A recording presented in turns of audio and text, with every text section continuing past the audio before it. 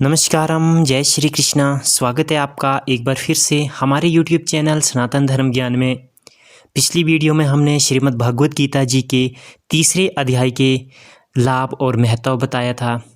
तो आज की इस वीडियो में हम श्रीमद् भागवत गीता जी के चौथे अध्याय से स्टार्ट करते हैं। चौथे अध्याय के सभी श्लोकों का हिंदी में सार, उनका अर्थ बताएंगे। तो चलिए वीडियो को स्टार्ट करते हैं। श्रीमद् भागवत गीता जी के चौथे अध्याय का पहले श्लोक में श्री भगवान बोले, मैंने इस अविनाशी योग को सूर्य से कहा था, सूर्य ने अपने पुत्र वैवस्वत मनु से कहा और मनु ने अपने पुत्र राजा इक्ष्वाकु से कहा। दूसरे श्लोक में बताते हैं, इस परंतप अर्जुन, हे परंतप अर्जुन, इस प्रकार परंपरा से प्राप्त इस योग को राज ऋषियों ने जाना, किंतु उसके बाद वह योग बहुत काल से इस पृथ्वी लोक में लुप्त प्राय हो गया। तीसरे श्लोक में बताते हैं, तू मेरा भक्त और प्रिय सखा है, इसलिए वही यह पुरातन योग आज मैंने तुझको कहा है, क्योंकि यह बड़ा ही उत्तम रहस्य है, अर्थात गुप्त रखने योग्य विषय है। चौथे श्लोक में बताते हैं, अर्जुन बोले, आपका जन्म तो अर्वाचीन अभी हाल ही का है और सूर्य का जन्म बहुत पुराना है, अर्थात कल्प के आदि में हो चुका था। तब मैं इस बात को कैसे समझूं कि आप ही ने कल्प के आदि में सूर्य से ये योग कहा था। पांचवें श्लोक में बताते हैं, श्री भगवान बोले, हे परम तप अर्जुन, मेरे और तेरे बहुत से जन्म हो चुके हैं, उन सब को तू नहीं जानता, किंतु मैं जानता हूँ। छठे श्लोक में बताते हैं, मैं अजन्मा और अविनाशी स्वरूप होते हुए भी तथा समस्त प्राणियों का ईश्वर होते हुए भी अपनी प्रकृति को अधीन करके अपनी योग माया से प्रकट होता हूँ। सातवें श्लोक में बताते हैं, हे भारत, जब जब धर्म की हानि और अधर्म की वृद्धि होती है, तब तब ही मैं अपने रूप को रचता हूँ, अर्थात साकार रूप से लोगों के सम्मुख प्रकट होता हूँ। आठवें श्लोक में बताते हैं, साधु पुरुषों का उद्धार करने के लिए, पाप कर्म करने वालों का विनाश करने के लिए और धर्म की अच्छी तरह से स्थापना करने के लिए मैं युग युग में प्रकट हुआ करता हूँ। नौवें श्लोक में बताते हैं, हे अर्जुन, मेरे जन्म और कर्म दिव्य अर्थात निर्मल और अलौकिक हैं। इस प्रकार जो मनुष्य तत्व से सर्वशक्तिमान सच्चिदानंद परमात्मा आज अविनाशी और सर्वभूतों के परम गति तथा परम आश्रय है, वह केवल धर्म को स्थापन करने और संसार का उद्धार करने के लिए ही अपने योग माया से सगुण रूप होकर प्रकट होते हैं। इसलिए परमेश्वर के समान सहृदय प्रेमी और पतित पावन दूसरा कोई नहीं है। ऐसा समझकर जो पुरुष परमेश्वर का अन्याय प्रेम से निरंतर चिंतन करता हुआ आसक्ति रहित संसार में बरतता है, वही उनके तत्वों को जानता है। मेरे जन्म और कर्म दिव्य अर्थात निर्मल और अलौकिक, इस प्रकार मनुष्य तत्व से जान लेता है। ये शरीर को त्याग कर फिर जन्म को प्राप्त नहीं होता, किंतु मुझे ही प्राप्त होता है। 10वें श्लोक में बताते हैं, पहले भी जिनके राग, भय और क्रोध सर्वथा नष्ट हो गए थे और जो मुझ में अन्याय प्रेम पूर्वक स्थिति रहते थे, ऐसे मेरे आश्रित रहने वाले बहुत से भक्त उपयुक्त ज्ञान रूप तप से पवित्र होकर मेरे स्वरूप को प्राप्त हो चुके हैं। 11वें श्लोक में बताते हैं, हे अर्जुन, जो भक्त मुझे जिस प्रकार भजते हैं, मैं भी उनको उसी प्रकार भजता हूँ, क्योंकि सभी मनुष्य सब प्रकार से मेरे ही मार्ग का अनुसरण करते हैं। 12वें श्लोक में बताते हैं, इस मनुष्य लोक में कर्मों के फल को चाहने वाले लोग देवताओं का पूजन किया करते हैं, क्योंकि उनको कर्मों से उत्पन्न होने वाली सिद्धि शीघ्र मिल जाती है। 13वें श्लोक में बताते हैं, ब्राह्मण, क्षत्रिय, वैश्य और शूद्र, इन चार वर्णों का समूह गुण और कर्मों के विभाग पूर्वक मेरे द्वारा रचा गया है।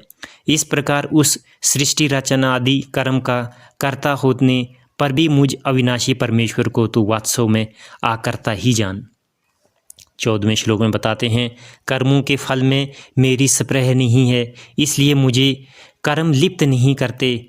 इस प्रकार जो मुझे तत्व से जान लेता है, वह भी कर्मों से नहीं बंधता।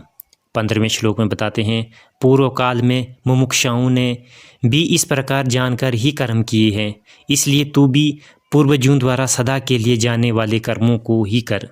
16वें श्लोक में बताते हैं, कर्म क्या है और अकर्म क्या है, इस प्रकार इसका निर्णय करने में बुद्धिमान पुरुष भी मोहित हो जाते हैं, इसलिए वे कर्म तत्व में तुझे भली भांति समझकर कहूँगा, जिसे जानकर तू अशुभ से अर्थात कर्म बंधन से मुक्त हो जाएगा। 17वें श्लोक में बताते हैं, कर्म का स्वरूप भी जानना चाहिए और अकर्म का स्वरूप भी जानना चाहिए तथा विकर्म का स्वरूप भी जानना चाहिए, क्योंकि कर्म की गति गहन है। 18वें श्लोक में बताते हैं, जो मनुष्य कर्म से अकर्म देखता है और जो अकर्म से कर्म देखता है वह मनुष्यों में बुद्धिमान है और वह योगी समस्त कर्मों को करने वाला है। 19वें श्लोक में बताते हैं, जिसके संपूर्ण शास्त्र सम्मत कर्म बिना कामना और संकल्प के होते हैं तथा जिसके समस्त कर्म ज्ञान रूप अग्नि द्वारा भस्म हो गए हैं, उस महापुरुष को ज्ञानी जन भी पंडित कहते हैं। 20वें श्लोक में बताते हैं, जो पुरुष समस्त कर्मों में और उनके फल में आसक्ति का सर्वथा त्याग करके संसार के आश्रय से रहित हो गया है और परमात्मा में नित्य तृप्त है, वह कर्मों में भली भांति बरतता हुआ भी वास्तव में कुछ भी नहीं करता। 21वें श्लोक में बताते हैं, जिसका अंतःकरण और इंद्रियों सहित शरीर जीता हुआ है और जिसने समस्त भोगों की सामग्री का परित्याग कर दिया है, ऐसे अशरीरित पुरुष केवल शरीर संबंधी कर्म द्वारा हुआ भी पापों को नहीं प्राप्त होता। 22वें श्लोक में बताते हैं, जो बिना इच्छा के अपने आप प्राप्त हुए पदार्थ में सदा संतुष्ट रहता है, जिसमें ईश्वरीय का सर्वथा अभाव हो गया हो, जो हर शोक आदि द्वंद्वों से सर्वथातीत हो गया है, ऐसी सिद्धि और असिद्धि में सम रहने वाले कर्मयोगी कर्म करता हुआ भी उनसे नहीं बनता। 23वें श्लोक में बताते हैं, जिसकी आसक्ति सर्वथा नष्ट हो गई है, जो देहाभिमान और ममता से रहित हो गया है, जिसका चित्त निरंतर परमात्मा के ज्ञान में स्थित रहता है, ऐसे केवल यज्ञ संपदा के लिए कर्म करने वाले मनुष्य के संपूर्ण कर्म भली भांति विलीन हो जाते हैं। 24वें श्लोक में बताते हैं, जिस यज्ञ में अर्पण अर्थात स्वित्रादि भी ब्रह्मा है, हवन किए जाने योग्य द्रव्य भी ब्रह्म है तथा ब्रह्म स्वरूप कर्ता द्वारा ब्रह्म रूप अग्नि में आहुति देने रूप क्रिया भी ब्रह्म है, उस ब्रह्म कर्म में स्थिति रहने वाले योगी द्वारा प्राप्त किए जाने योग्य फल भी ब्रह्म ही है। 25वें श्लोक में बताते हैं, दूसरे योगी जन देवताओं की पूजन रूप यज्ञ का ही भली भांति अनुष्ठान किया करते हैं और अन्य योगी जन पार ब्रह्म परमात्मा स्वरूप अग्नि में अभेद दर्शन रूप यज्ञ द्वारा ही आत्म रूप यज्ञ का हवन किया करते हैं। 26वें श्लोक में बताते हैं, अन्य योगी जन श्रोत्र आदि समस्त इंद्रियों को संयम रूप अग्नियों में हवन किया करते हैं और दूसरे योगी लोग शब्द आदि समस्त विषयों को इंद्रियां रूप अग्नियों के हवन किया करते हैं। 27वें श्लोक में बताते हैं, दूसरे योगी जन इंद्रियों की संपूर्ण क्रियाओं और प्राणों की समस्त क्रियाओं को ज्ञान से प्रकाशित आत्म संयम योगी स्वरूप अग्नि में हवन किया करते हैं। 28वें श्लोक में बताते हैं, कई पुरुष द्रव्य संबंधी यज्ञ करते हैं, कितने ही तपस्या रूप यज्ञ करने वाले तथा दूसरे कितने ही योग रूप यज्ञ करने वाले, कितने ही अहिंसादि तीक्ष्णव्रतों से युक्त यत्नशील पुरुष स्वाध्याय रूप ज्ञान यज्ञ करने वाले हैं।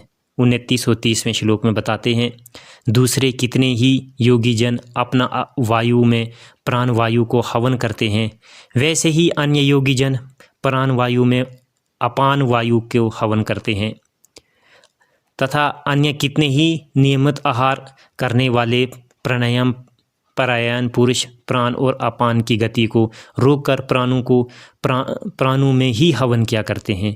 ये सभी साधक यज्ञों द्वारा पापों का नाश कर देने वाले और यज्ञों को जानने वाले हैं।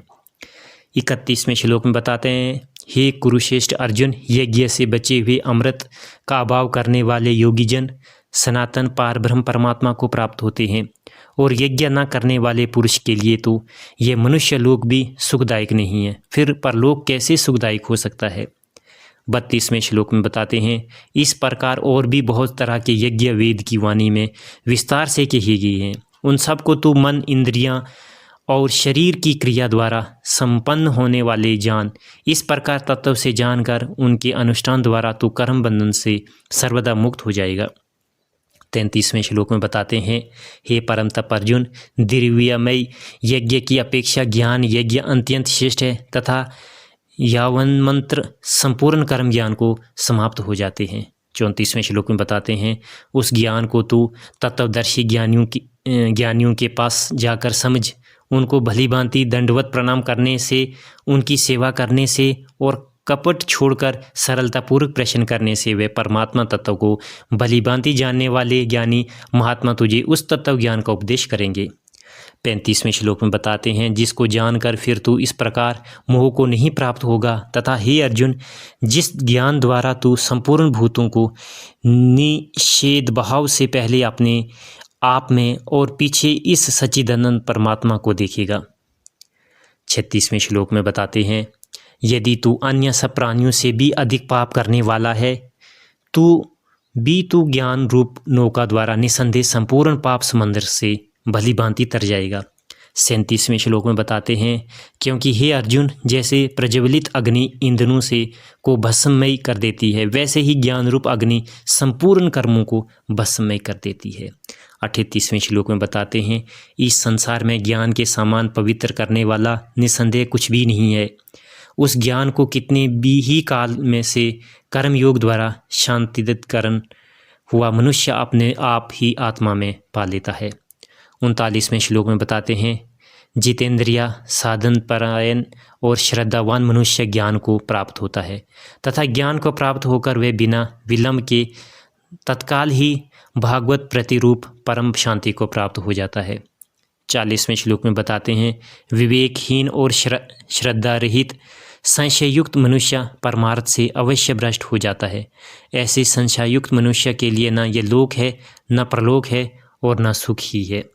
41वें श्लोक में बताते हैं, हे धनंजय, जिसने कर्मयोग की विधि से समस्त कर्मों का परमात्मा में अर्पण कर दिया है और जिसने विवेक द्वारा समस्त संशयों का नाश कर दिया है, ऐसे वंश में किए हुए अताकरण वाले पुरुष को कर्म ही बांधते हैं। 42वें श्लोक में बताते हैं, इसलिए हे भरतवंशी अर्जुन, तू हृदय में स्थित इस अज्ञान जनित अपने संशय का विवेक ज्ञान रूप तलवार द्वारा छेदन करके समस्त रूप कर्म योग में स्थित हो जा और युद्ध के लिए खड़ा हो जा। ये थे श्रीमद् भागवत गीता के 4थे अध्याय के सभी श्लोकों का हिंदी में सार। अगली वीडियो में हम श्रीमद् भागवत गीता जी के 4थे अध्याय के लाभ और महत्व के बारे में बताएंगे। हर किसी को श्रीमद् भागवत गीता जी के सभी अध्यायों का नित्य पाठ करना चाहिए। आप हमारे YouTube चैनल सनातन धर्म ज्ञान को सब्सक्राइब करें ताकि आने वाली और भी वीडियो की नोटिफिकेशन आप तक सबसे पहले पहुंचे। नमस्कारम, जय श्री कृष्ण।